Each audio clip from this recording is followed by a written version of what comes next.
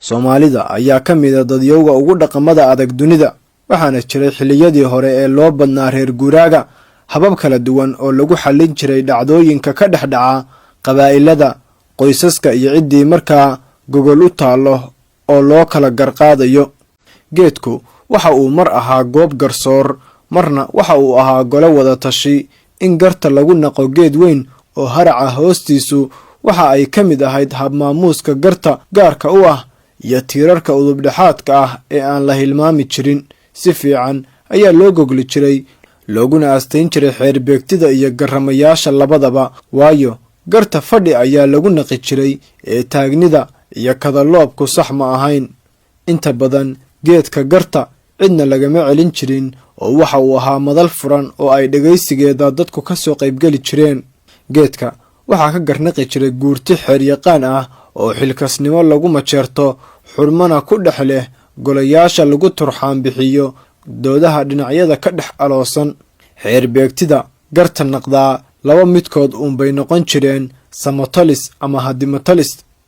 Si aanay haddaba hadimatalis u noqon, waxaa jirta mahmaah ay ku ducaysan jireen guurtidii hore oo odhanaysa, eebbow aqoon darro ha nagu cadaabin, eexna ha nooga tegin.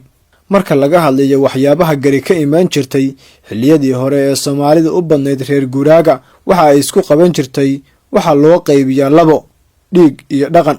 Dhiigga ayaa usii kala bixi jiray diyo oo ah qurgooyo ama qof la dilay, iyo qaan oo ah wixii dil ka soo hara. Mid walbana waxa uu sii noqon jiray kas ama kama. Dhaqanka waxa uu ahaa xilo ama xoolo. Midka uu labadaas yahay waxa uu ahaan jiray magan ama mooro. Gartu, dhiig iyo dhaqan midkii ay doonto ha noqotee, kolka la furdaaminayo ee la furfurayo waxa ay noqon jirtay laba mid: xaajo ugub oo ah mid cusub oo aan xeer hore ka oolin, xaajo curad oo ah mid horay xeer uga oolaa oo aan ku cusbayn xeerbeegtida naqaysa garta. Soomaalidu waxa ay ku mahmahdaa gari laba nin kama wada qosliso. Xilligan oo uu soo batay magaalogalkii dadka Soomaaliyeed oo hore ugu badnaa reer guuraa, waxyaabaha kale ee magaalogalku uu saameeyey waxaa ka mid ah dhaqanka.